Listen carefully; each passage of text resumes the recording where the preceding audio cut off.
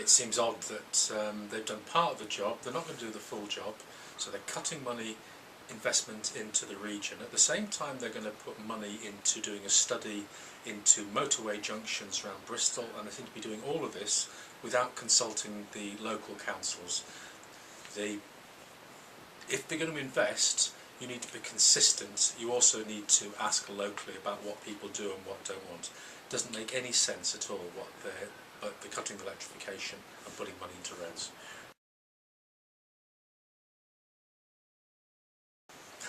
But I'd like to think so. We've got a number of bus companies, we've got 3 councils, and we've got a tradition of them not really talking together and joining it up. At least with a mayor, you'll have the ability to bang heads together across the area. You'll have the budget and the powers to franchise new bus services. And I think as well, certainly if I'm the mayor, that I will look at how you provide buses slightly differently, in that you've got main routes, but you need to get people to transport hubs. Whether it's the High Street in Keynsham, whether it's the middle of Bristol, whether it's Aztec West, you need to think about what transport is for, and that's getting people from home to their work, to their play, to their family, to the hospital appointments, getting people from where they want to go to quickly, easily, cheaply. We've talked about transport and getting people from unemployment hotspots to where good quality jobs are, but there's no point in putting those transport links in if people arrive there and employers are saying you haven't got the skills or the qualifications we want. It's a conversation with communities and employers and the trade unions about what should we be spending on the money on, where is it important and where does it make a difference. It's particularly about talking to employers about what skills do they need to help drive the economic powerhouse.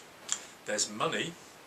What we'll have to see is how much money. Some of the experience from up north, Manchester in particular, is transferring budgets without full funding.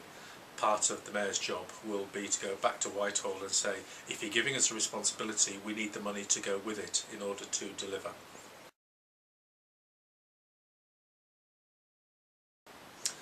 I think the first thing you can do is look at the permissions that have already been given for building homes, and make sure that developers actually build the homes they've got planning permission for. There seems to be a bit of land banking that's going on.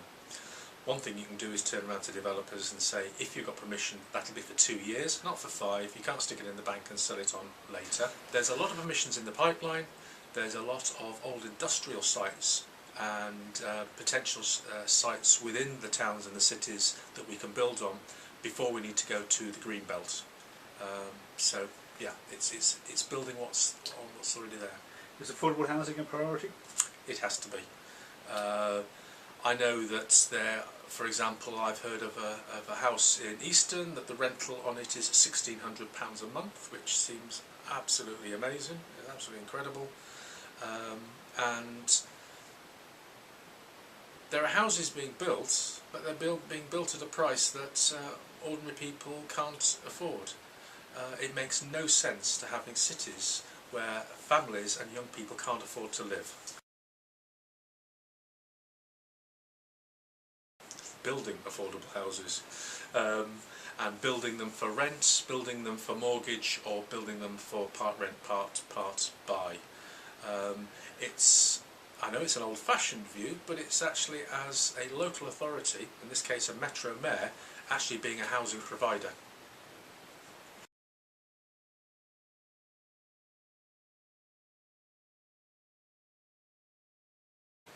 These are the economic drivers in the area. Have to be supported, have to be assisted to come online quickly. No point in them taking a number of years to come online. So yes, the mayor has a role, but it's working with the existing teams who are doing this. Not trying to second guess, but going and talking to them. How can it help? How can you assist? How can you oil the wheels?